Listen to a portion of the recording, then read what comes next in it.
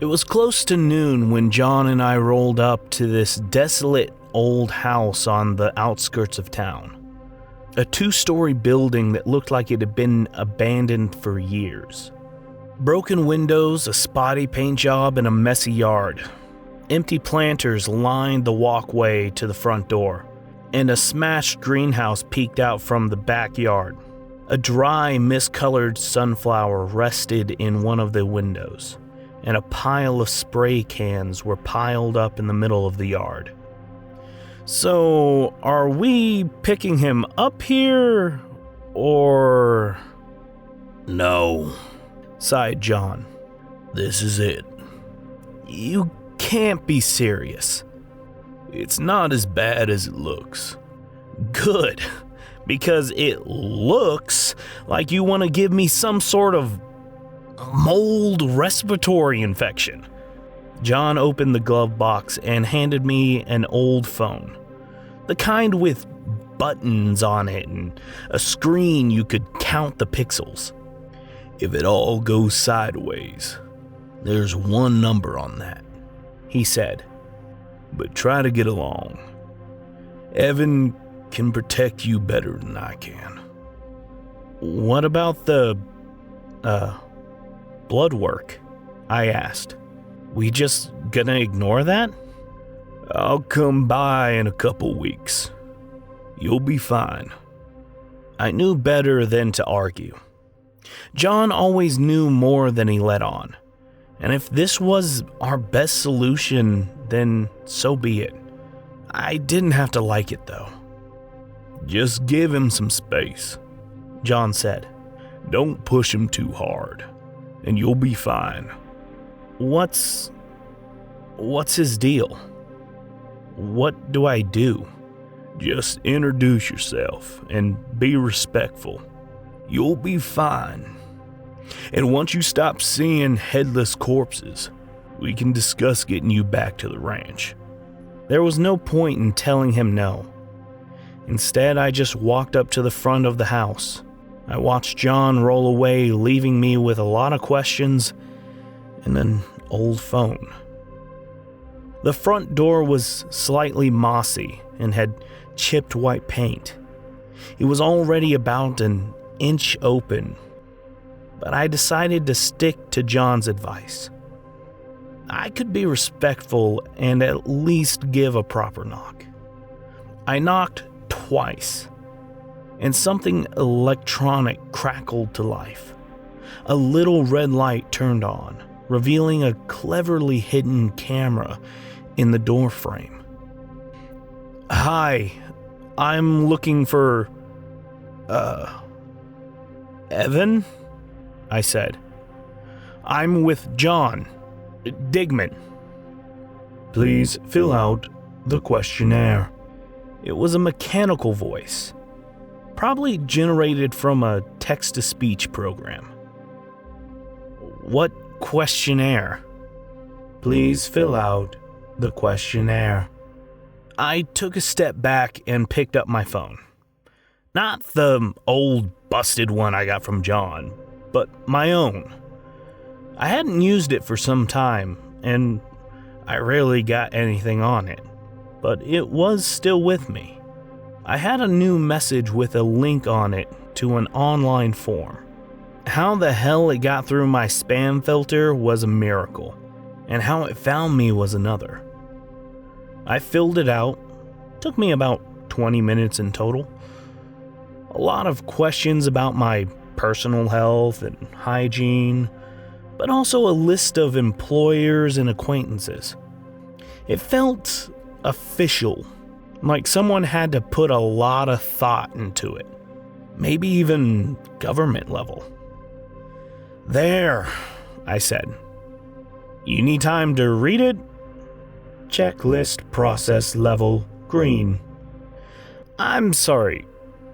What? Please enter the kitchen. Sit down. The door clicked, and what sounded like a series of steel bolts clunked to the side. John was right. This place was more than it appeared. I entered a thin hallway. It was too small for two people to walk shoulder to shoulder, and it really felt like a rickety old building. But I was starting to get the impression that it was mostly just for show. The door had a solid steel core, with 2-inch thick bolts locked into a solid frame. The floor didn't buckle underneath my weight. No creaking doors. I stepped into a small kitchen with a round table and 2 chairs. There was a plate and a coffee cup put out, but it looked a bit too staged. Like everything had been propped up to appear like someone had either recently lived here or abandoned the place. For example, one of the kitchen drawers had been opened just enough so you could see it was empty, but the drawer itself couldn't be moved. It was screwed tight. It was meant to look open. One of the chairs was nailed to the floor, but I could sit down by the other. I could hear a small series of light taps coming from the cellar, stopping just outside the kitchen door. I looked over, but couldn't see anyone. They were hiding just out of sight. Hell. A hesitant and quiet voice, followed by a violent cough. Hell.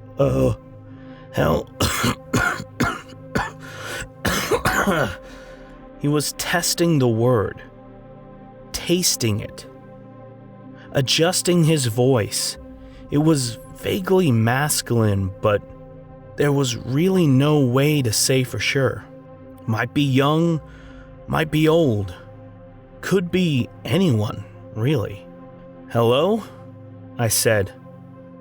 Did John tell you about me? Irrelevant.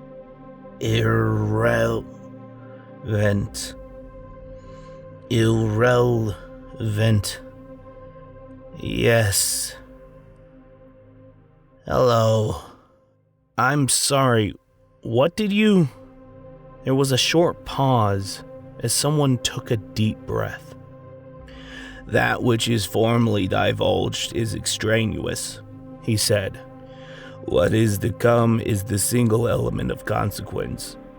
It was as if something clicked, like a computer successfully rebooting, or someone waking up from a long nap.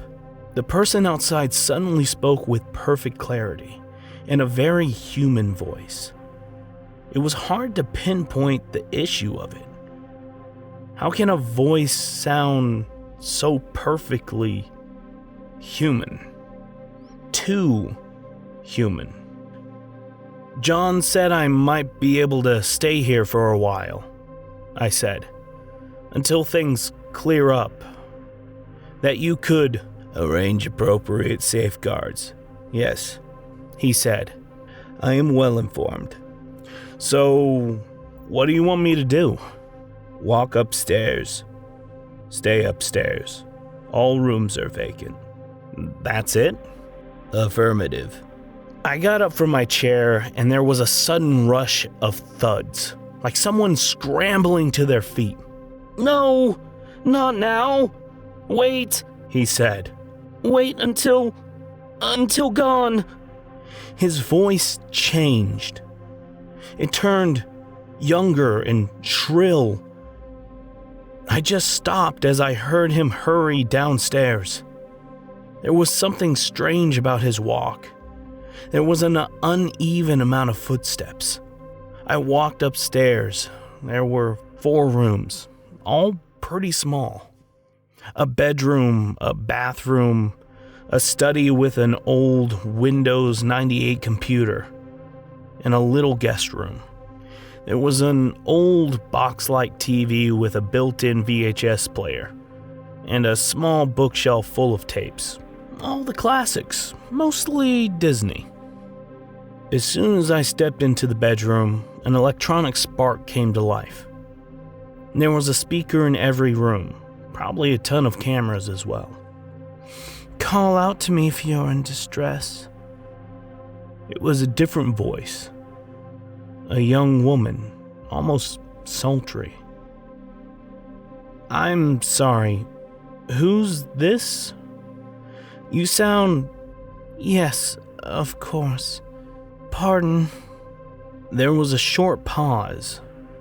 Then the voice returned, this time with the same tone it used in the kitchen.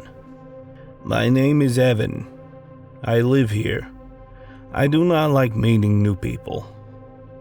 Thanks for having me, Evan.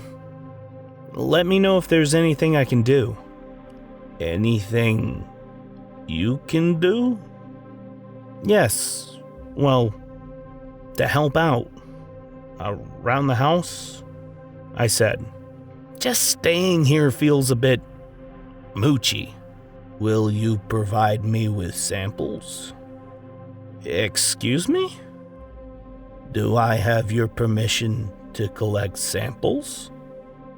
What do you mean, samples? Will it hurt? It will not hurt. Then, sure? Least I can do. There was a short squealing sound, which was cut off as a finger was lifted off the broadcast button. Seconds later, Evan came back, this time with a slightly older, more composed voice. This pleases me.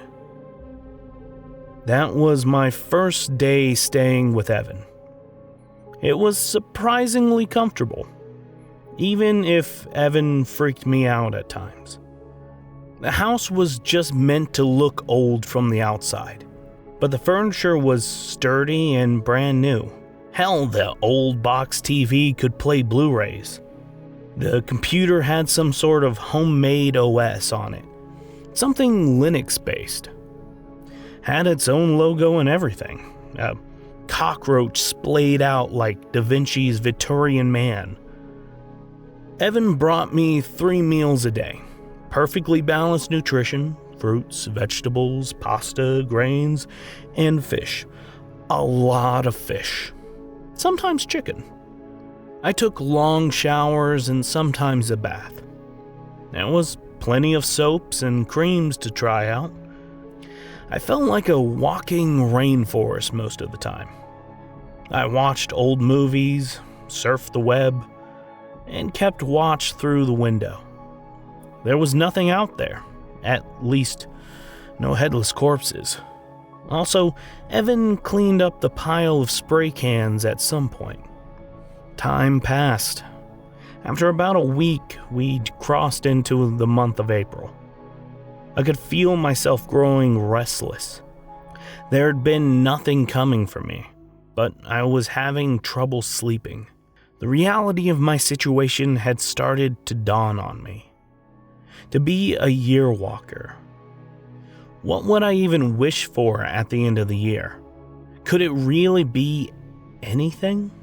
Would 1,000,000 wishes work? No. I should stick to what I promised my dad. I really should. I was sitting by the old computer, looking out the window as the clock crept closer to midnight. It was only then that I realized there was something strange in the driveway. It was odd that I hadn't noticed it before. I'd looked out the window 100 times by then. And all of a sudden, there was a small rocking horse just off the side of the driveway. It was definitely out of place. There had never been a playground on Evan's yard. "Evan," I said out loud, "are you seeing this?" Seeing what? I recoiled. The voice wasn't coming from a speaker system, but the hallway. I completely lost my cool. Looking back outside, there was nothing. No rocking horse, just a plain driveway. But even more so, Evan was standing just outside my room, out of view, like always. "Sorry," I said. There was something, out in the yard. Was it an intruder? No, more like a rocking horse. Does that correlate to the threat you have been facing? No, those were different. Just keep an eye out. How far out? I chuckled, but Evan didn't. Over the next few days, I started noticing other strange things around the house. At first it was a rocking horse, then a small drinking fountain, a pile of tires, an apple tree, just things. It was making me question myself. Maybe I was starting to see things. Maybe I'd been locked up for too long. Still, I couldn't complain. Evan was an excellent host, if a bit creepy. Evan didn't seem to notice the things I pointed out. Maybe he wasn't paying attention, or maybe he was busy with something else. He spent pretty much all his time in the basement, which I had yet to see. Then again, I hadn't even seen Evan. It all came to a head one night as I got up to take a leak. I walked past the study, only to notice a new set of curtains. Nothing special, but they were not there earlier. I paused. Now, they could have been put up by Evan. He did fiddle around the house at times, but he must have done so recently, as those curtains looked brand new. I had been in the study just hours before. Peeking into the bathroom, I could see some new things in there as well. A few hairbrushes, some new shampoos, and a bath mat. "Evan?" I said aloud. "Did you put some new things?" Yes, a voice spoke over the speakers. "There have been several improvements in the bathroom for your convenience." "Only the bathroom?" "Yes. Are you lacking a particular comfort?" "No, I was thinking about the curtains in the study," I said. "Did you..." "Curtains?" For a brief moment, there was something bulging behind the curtain. Something vaguely humanoid, with a glowing set of blue eyes. It moved. I only had time to inhale before all hell broke loose. There was a sound like an excited dog slipping on a hardwood floor. Not trusting the bathroom, I hurried inside the guest room. I could feel my heart racing as I slammed the door shut. Something started scratching. "Evan?" I said. "Evan, are you..."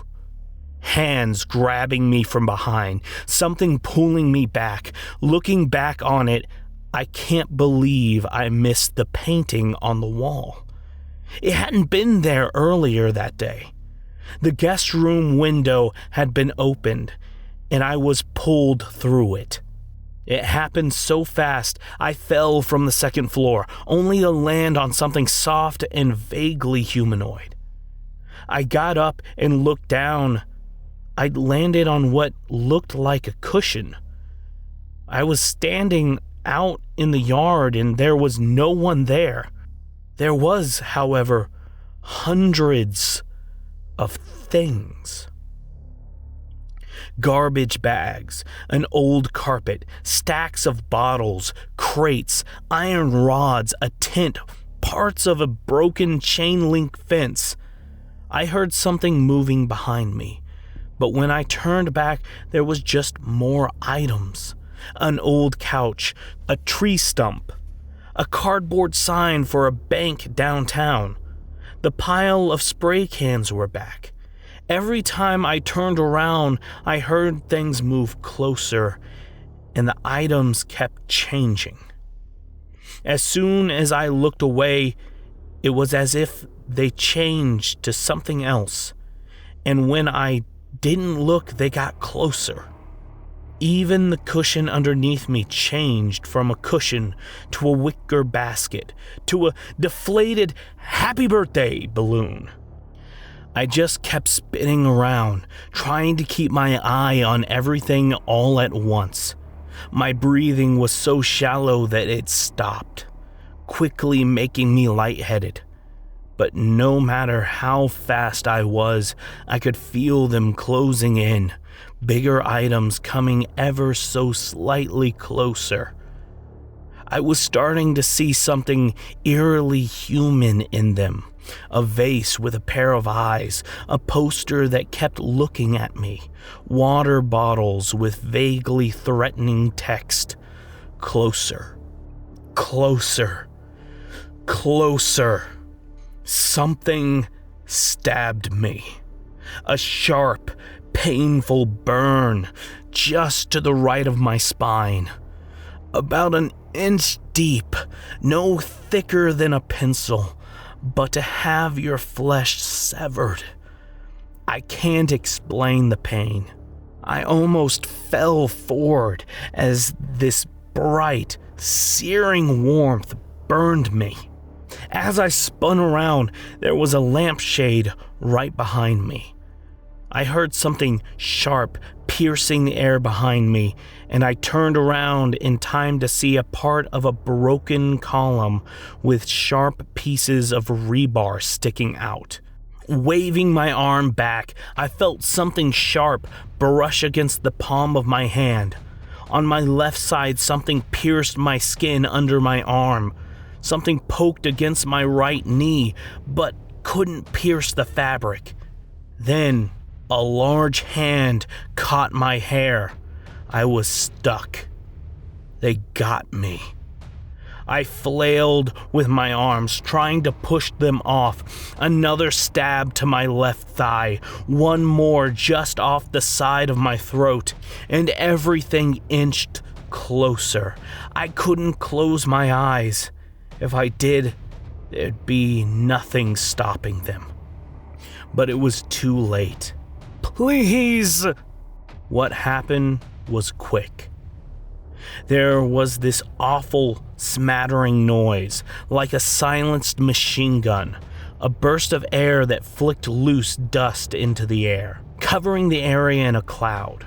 I could barely make out what I was seeing. There was no longer items around me, just silhouettes of people with bright blue eyes, and something else. Long tendrils reaching, ripping, tearing them apart. A pair of insect-like wings spread out in an X shape.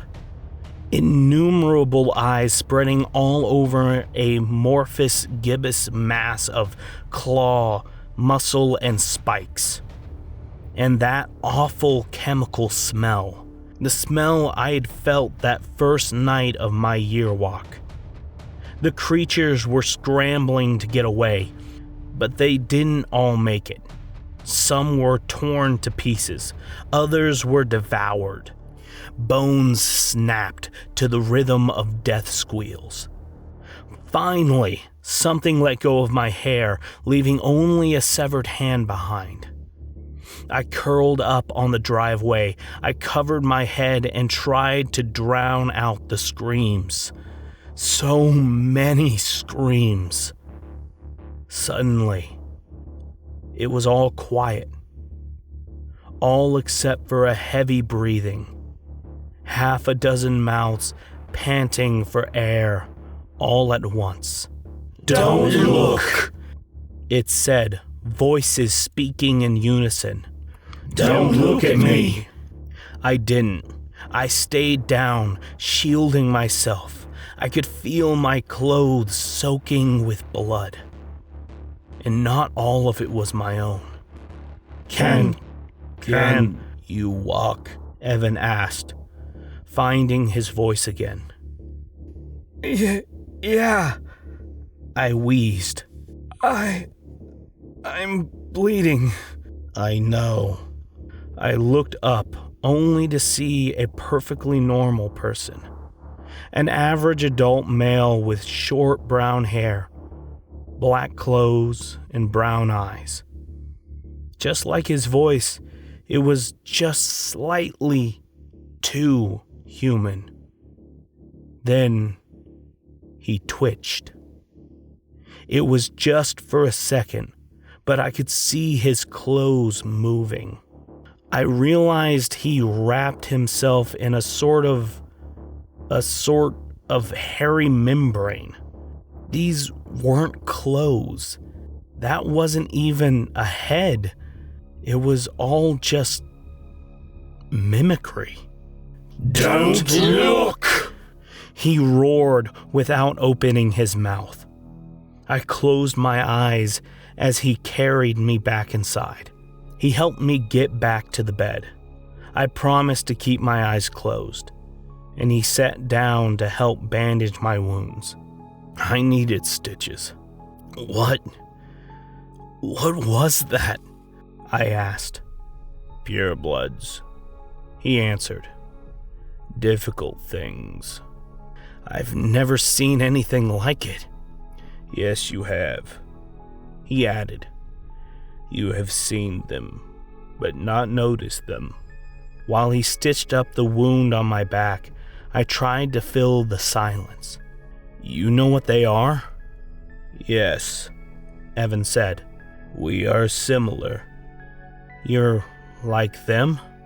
Half. He put medical tape over the wound and started working on the spot under my arm. Evan, do you know why they're attacking me? I asked. Yes, but you're not attacking. I considered it. He didn't miss a beat. I almost swallowed my heart, but he didn't seem the least bit bothered. I'm glad you didn't. Yes. Evan finished my stitches and walked out of the room. He was quick on his feet. Then again, he seemed to have more than 2 feet. As he got out of the room, I hurried to ask, Evan, why are you helping me? What are you getting out of this? There was a short pause as he considered his response. There were a few insect-like clicks as something tapped against the wall. I had a strange dad, too.